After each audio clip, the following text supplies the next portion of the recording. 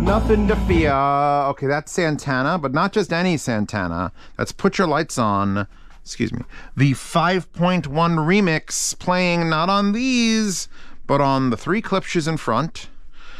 The soon-to-be reviewed dual stack of Yamo subs, and the rear speakers, which are Swan DIY 3.1s.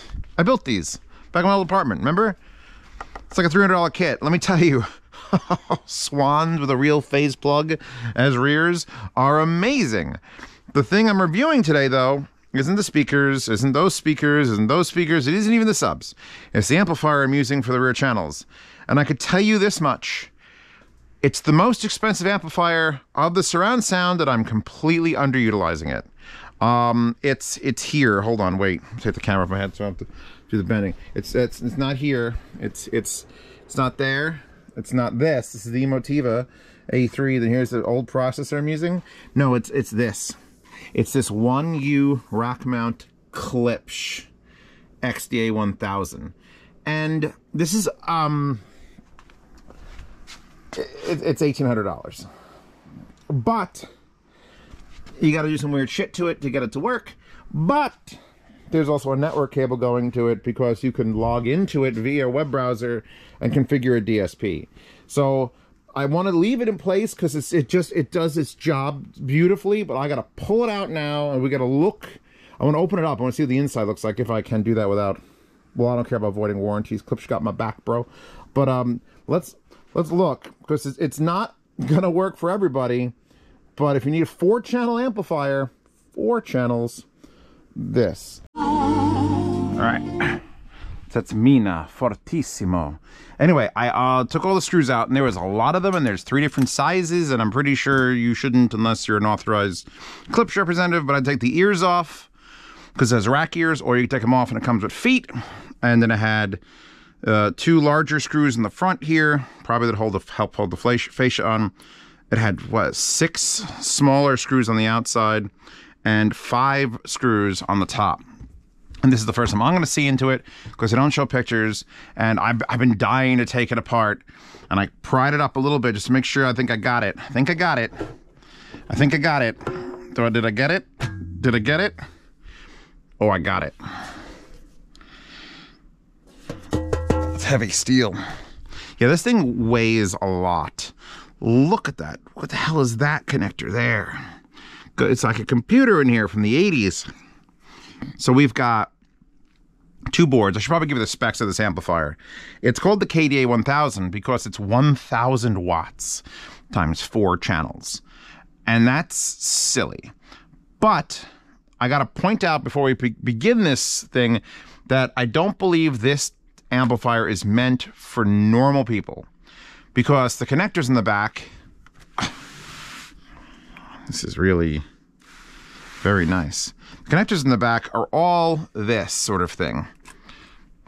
Like the ones you wire in permanently with a little screwdriver. And actually, these are balanced line inputs. So you can't even like plug an XLR. You can't plug a 4.4. You have to get a raw wire, strip it, put it into this, and then plug this into the unit. So there's your balanced inputs. There's actually 4 of those. And then these are the speaker outputs. There are 4 of those. Or if you're using a 70 to 100 volt system, which is very, very much stuff that like when you walk into Sears. Are there still Sears? And you hear the music playing in the ceiling. Those aren't normal speakers. Those are 70 volt systems designed to go very far distance. They don't need a lot of quality. They just need to be played and have oomph behind it to make, 19 speakers running in series go. So that's what we're looking at here. Here are the plugs for the speaker outputs. It's the exact same as the balance line ins, and this is for the service only, reset, and trigger. You can actually wire a reset button. Here's your Ethernet, and then you have your unbalanced line ins. You have up to 4, and it's weird because it's black, white, red, and orange is a thing, and then the line out. So it'll actually balance in and out, because if you're using this in a 70 volt system, say at a giant Walmart, you would have a stack of 5 of these $1,800 amplifiers, and you would go signal in, signal out to the next one, signal in, signal out to the next one, and that would go out to the next one, and that would go out to the next one, and then you'd hear Barry Manilow playing in 97 speakers. However, we're here to talk about it in more of a home theater capacity because it's expensive, but it's unique in its form factor. The reason I was begging, I had to build this, by the way. The reason I was begging Klipsch to send me this is because I've never seen a 1U rack mount amp before. I'm sure someone's going to be like, Zeos, you didn't know the crown made a blah, blah, blah, blah. I'm sure they did. But they don't show it and sell it and like have it that I can visualize and see. Does it say made anywhere? Where does it say made? It doesn't say made in anywhere. I would hope it's America. I picked the most American cheeseburger eaten. Flat wallpaper. There was a whole lot of thought went into it. I just want to look at it for a little while.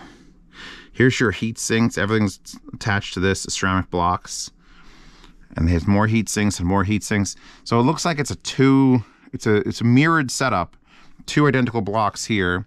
Here's our little power capacitor, do whatever the hell that's doing. Then this does other things. And we got to talk about the DSP. So I have to hook this all up. I'm going to have to stop the video again. Hook up a passive set of speakers, put them on top of those Kali 1 IN5s, and then show you what's going on.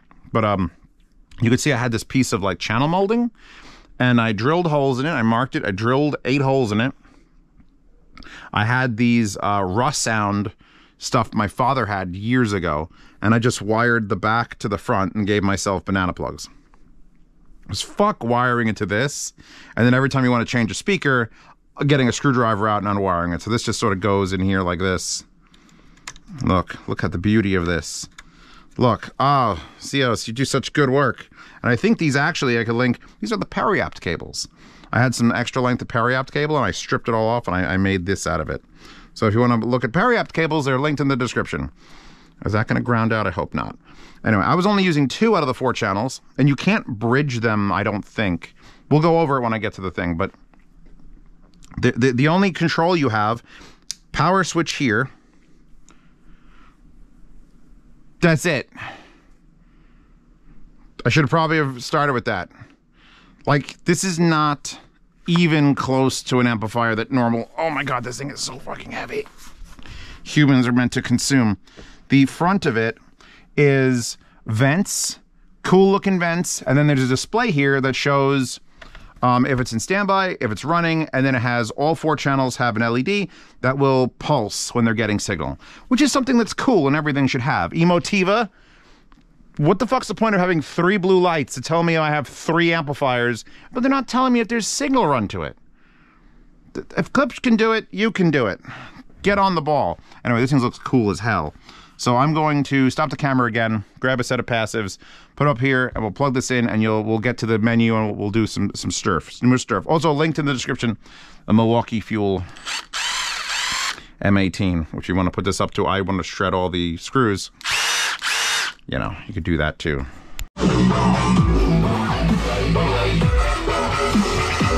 That's Code Phoenix. Pure Blue, VIP. Anyway, look at these. These haven't come out since I moved to the house. These are the KEF Q100s. The coaxial, front ported, beautiful. That one's actually stained. Let me show you this. I keep them over there, right? And I don't know what headphone it was, but I had a headphone just like sitting here, and rubbing alcohol doesn't get that off, and I'm very, very sad that that's there. But there's a reason, oh my God, there's a reason I picked the Q100s, besides having not used them for a while. I wanted to show this off. I don't know if new KEFs do this, but these have dual binding posts, like speakers that can be bi-amped, where you can control the tweeter and the woofer separately. You see where I'm going with this? However, also I want to point out that these actually just screw in and out. There are these screws in the middle, so instead of having like wire bridges or metal bridges, like all these other fucking speakers, you just screw that in and it makes the contacts touch, and you're bridged, and you unscrew them, and you have independent channel control. So that's what we're going to talk about right now. I'm going to pour this glass of iced tea in there. I want to talk about independent channel control. Hold that, will you? Thank you.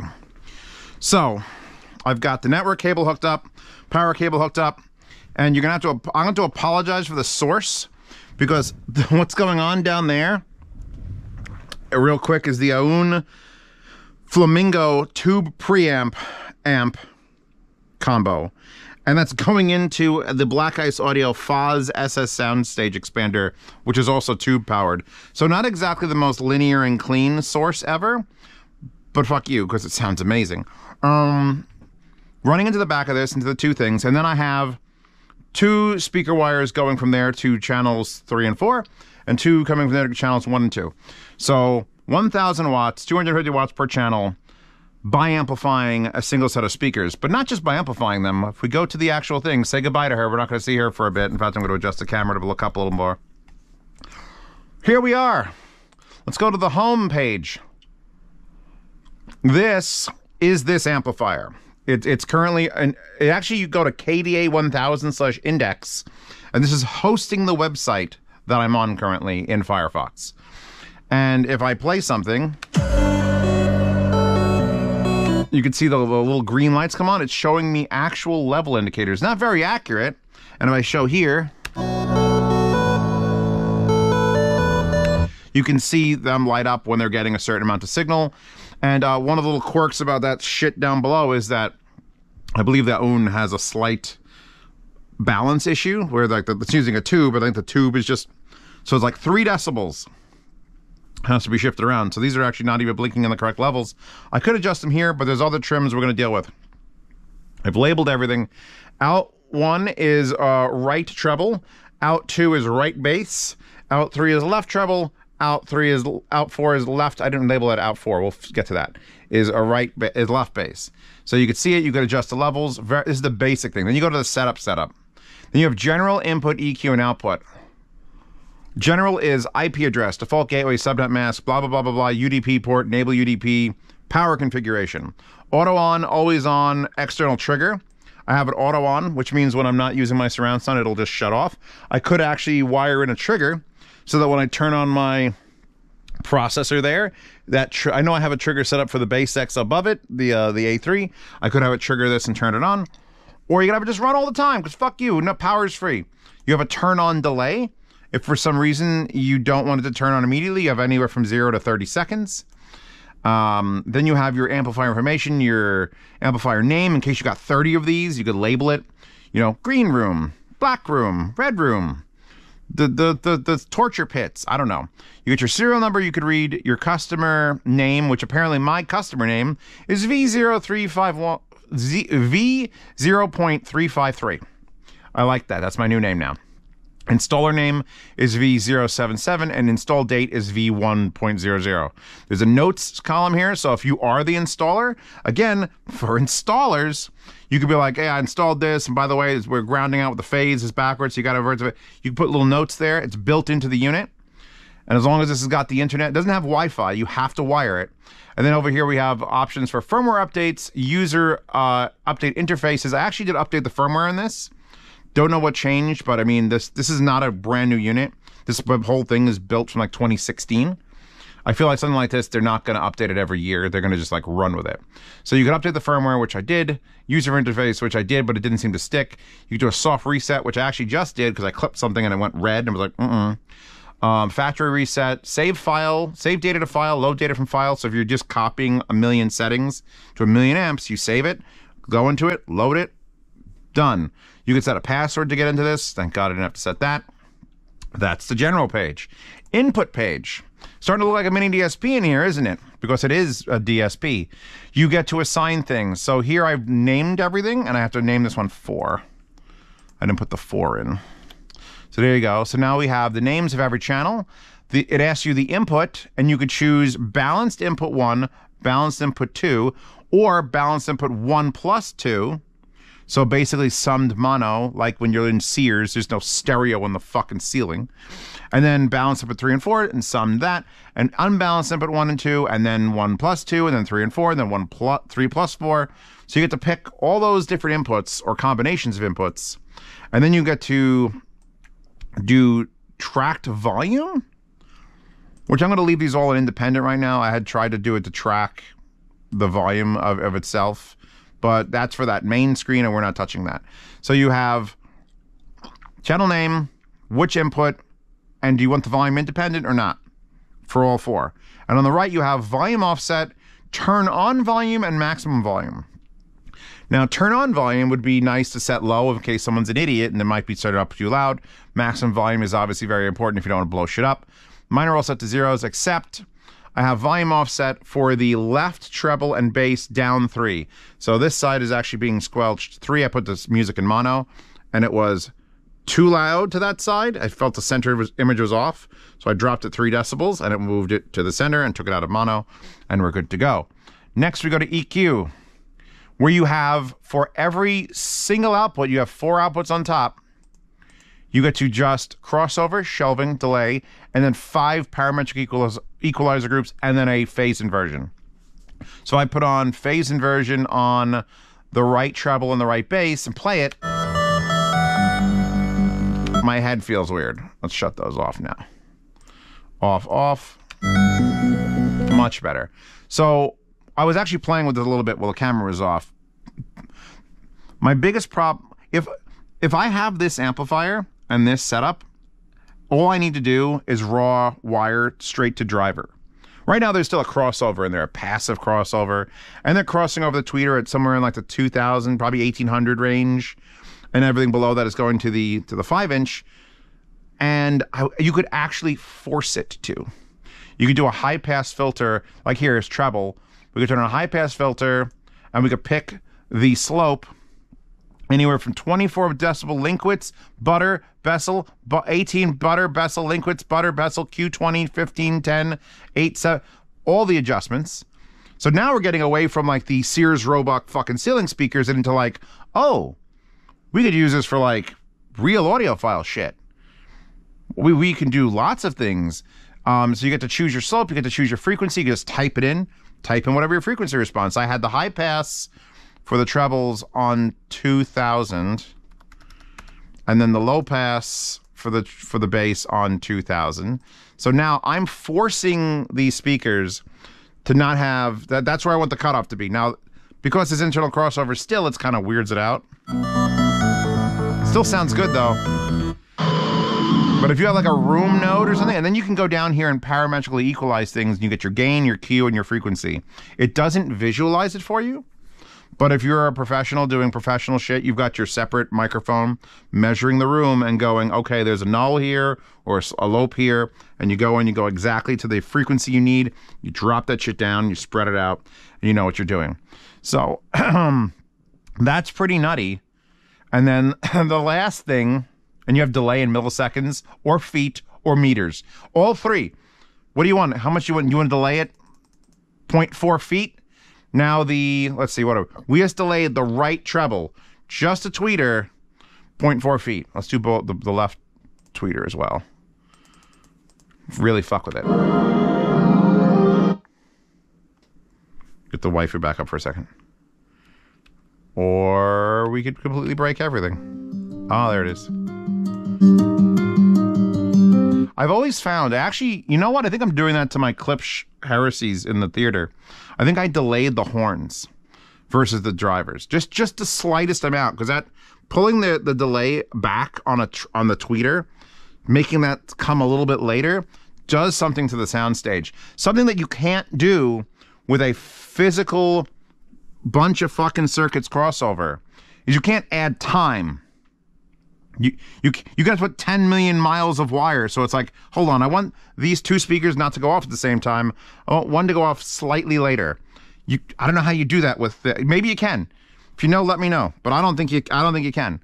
But you can with a DSP because you can literally just delay it. So I can just delay 0.4 milliseconds. Apparently, feet and milliseconds almost line up. So 3 milliseconds is 3.4 feet. So is that treble? 3 milliseconds. Let's do 3 milliseconds here.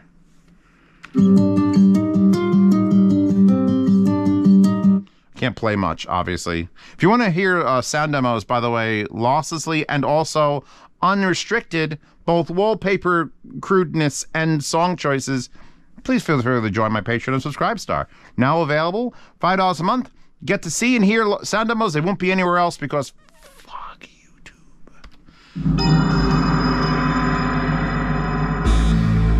There's no subwoofer on, by the way. There's no subwoofer on. So we could actually, if we wanted to, take the low pass.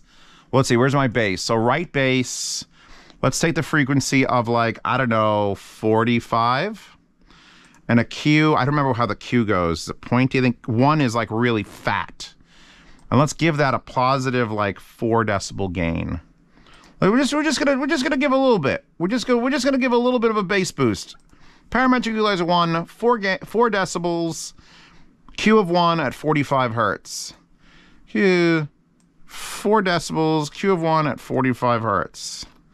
Please don't blow these speakers up. I really like them. I missed using them. Oh, I could feel it. I'm gonna lower the source. Because right now there's no, I can lower the volume on this. I'd have to go back to the home and then lower the physical volume. This is a power amp. That's the, like if it had an interface that was like a visual on the front, that'd be even better, but it's not designed for that. You're supposed to be quelling this either through the app or through the source. So I'm gonna just crank that tube thing down a bit. Yeah, no. Love and Spoonful. Sublime. Yeah, I can feel there's just a little bit more bass, especially even the lowered volume. It's just, so this is some wild shit you can do. And then the last tab, the output, is your output name again. Or you can't pick the name. You can't. It's just here. And then you have a speaker preset. And look at this. There's a list of speakers, which I have none of, because they're like the AW400, 500, 525, 650, the AWR 650 SM, the CA525T, then the CA525T 100 volt. So this is all probably commercial speakers that this is designed to be used with, or custom, which is what you're going to leave it on. And then you can set the limiters of power, impedance, and then you could set a stereo mode or bridged. Problem with bridged, and I looked this up in the manual, yes, I can read. Bridged is specifically for 70 volt, 100 volt systems. So as much as I'd love to say you could take this 1000 watt thing, and instead of having 250 watts times 4, you could have 500 times 2, can't do that. Don't do that. Don't put it in bridge. It's got to say stereo for anything that's an actual impedance load. I think if I switch this to bridged, it just asks if you have a 70 volt or 100 volt system, and that's it. So don't. However, I did set everything. I did notice when I was fucking around with this thing months ago when I first got it, trying to get those to set up right, that depending on the output impedance, even if you have 8 ohm speakers, I'm setting mine to 6 ohm. It adds, it protects it, softens it a little bit. I have found, if we got to talk about the sound quality of this amplifier, because we're talking about the features now forever. The sound quality of this amplifier is good enough. It's not competing with fucking LA90s and the Stark Rimsons and even the Sonka. This is not a, as much as it costs, you're not buying this because it's the, oh, they're going to use this in audiophile rooms. They're not. It does its job with power and gusto and all this shit. I'd say it sounds at least as good as most surround sound receivers. Probably a little better. I'm gonna give it the benefit of the doubt and say a little bit better. And here's where I have the limiters. So I've actually limited the treble to only handle 60 watts. Now that amplifier section, 60 watts, all it gets. And I actually limited the 5-inch to only 125 watts. So that's still 185 watts per speaker if I nailed that to 0, which I don't feel like doing. But you have that ability to literally, if you set it to preset and you don't have a preset, it'll just be, you could set to 500 watts, but then it only goes into that when you're in bridge mode, and it won't work for what you want to do.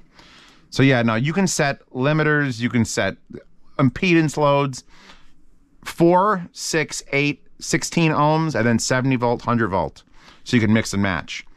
This would be cool if you wanted to do, which I'll probably end up doing, because that is a 7.1 receiver, but I've only got it set up on a 5.1. I could take this unit, waifu, I could take this unit and tell it like, okay, here's speaker 1, install a speaker 2 here that's not actually part of the surround sound, but just sucking from that, bringing it here, adding a few milliseconds of delay, maybe changing the phase, and then have my 2 channels of 7, 6, and 7, and then another one, and then you could literally surround yourself. You could expand. If you had 2 of these amplifiers, you can do like they do in real movie theaters, where if you look at the sidewall of a movie theater, there isn't just a side speaker. There's like 6 speakers. So you could do that with this, and you can get 4 speakers and have just side channel info with millisecond delays. So it goes car crash, tire flies off, left channel, immediate 0 delay left channel, 2 milliseconds delayed, 4 milliseconds delayed, 6 milliseconds delayed, 6 milliseconds delayed because it's 0, 2, 4, 6. You could have it go boo, boo, boo, if you had 2 of these amps. If you only have 1 of these amps, you could do 2 speakers and have it do woof, slightly delayed woof, and then go to back channels. Just wrap your head around that. I'm a home theater geek, but I don't... I'll talk about Atmos at some point, where I like Atmos, but I never think it's like fully necessary. Like I want to have RO3D be the standard, the de facto standard, but nothing's encoded in that. Not like the way they promoted it. That's a whole other story. The point is, if you have Atmos, here you go. Here's 4 Atmos channels. This is absurd for Atmos speakers, because you could put these in the ceiling and you really wouldn't be doing any of the tuning stuff to them unless you were cutting out just low frequencies. But then again, if you're doing Atmos, you should have a surround processor that's going to do all that shit for you. So this is a much more unique beast. I desperately wanted it because they have a smaller one. They have the KDA-500, which is 125 watts per channel. But I'm like, no, please, Klipsch. The 1000. I gotta know what's inside the 1000. And now we know what's inside the 1000. Stuff, lots of it. So yeah, I think I've covered this now. Get more level meters here. Just see, it shows just a green dot. Because that's all it is. It just is. Even 2 of these aren't even lit up because it's not enough volume. It doesn't consider that enough volume. But yeah, no, that's the thing. And you can go through the whole thing. What is that telling you to do? Oh, you have to hook it up to an external router. And then you could use it without a computer. Accessing the DSP menu. I read through, Jesus Christ, I read through all this. It's just like reading the manual of a literal web device. So yeah, now I have to go change all this back now. However, I'm going to play with this a little bit more because this is the first time I set it up in this configuration for this purpose. And it's really cool. Like, if you're building a speaker, the only problem with this, if you're building a speaker, is it could only work. You either need 2 of these amplifiers if you're going to do more than a 2-way, or if you're doing just a 2-way, that's fine. But if you're doing a 3-way, something about a 3-way. Insert joke about 3-way. So yeah. So right now, I've got the cutoff set. I got the bass boosted. I got the slight volume check to fix to what's coming out of the tube. The thing works, man. This thing works. And she weighs a fucking ton.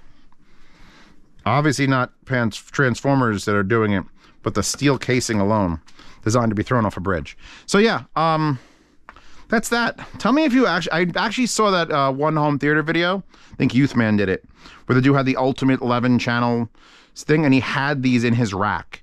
I'm not sure if they were for the theater or if they were for his bedroom. He had like a 97 audio systems. But yeah, this is interesting. But again, unless you're planning on doing this, super fucking inconvenient to play around with. That's way more permanent installation stuff. So yeah, I'm Zeospantera. This is Z Reviews. Thank you for supporting this channel via Patreon and Subscribestar and clicking the sponsor link below. There's a generic sponsor link. It could be anything at any time. If you want the waifus, they're in the wallpaper horde. Click that. Resilio sync is great. It just, everybody has it. If you've got it, and he's got it, and I've got it, all 3 of us will send it to you. There's like 300 people on there. They're all just sharing the wallpapers automatically. You don't have to do anything. So Patreon, Subscribestar, see reviews early, participate in yard sales. Not this. By the way, if you want to know where this mouse pad came from, it came from mousepads.com. They sent me like 4 or 5 mouse pads. And I asked them if they wanted to sponsor this channel for like $200 a video. And I'll be like, I'll shout out your mouse pad every video and like link to it. And he was like, nah, I don't do that. But I'm still using their fucking mouse pads because they're super nice. And maybe I'll link to if I can remember the URL. It was spelled weird. Mousepad spelled weird. But anyway, Patreon, Subscribestar, see reviews early. Which I don't know where you can buy this, by the way. Just want to point out, I don't know where the fuck I'm linking, because this is one of those dealer things This is more of that like THX Elite Pro line shit that doesn't just show up on Amazon. I had to hunt for the price of $1,800. I think it was on a weird site. Back to what I'm doing. Patreon subscribe to support this channel. Participate in yard sales. See reviews early. Listen to lossless sound demos. In fact, listen to all sound demos, unrestricted. Then for $10 a month, you get to the private behind-the-scenes Telegram chat with me and like 190 people. You get to ask us any questions you want. You get to ask me questions. And then once you're in there and you get all your answers, there's a swap meet, which you're in for life because I'm too lazy to sort that out. So if you want to buy, sell, and trade gear with other members, anyone who's ever been a $10 patron's in there, and you can buy, sell, and trade gear with them. Even if you stop supporting me, you're still in there. And I know people will sell everything. Audiophiles are fickle. They're like, did a new thing come out? Sell this old thing. I don't care. Give me money. And then you get things last generation for cheap. That's worth it for just that. Nice private thing. Anyway, I'm done. You're done. We're done. She's done. I'll see you in the next one. And let's take a little Star Wars style cruise over this.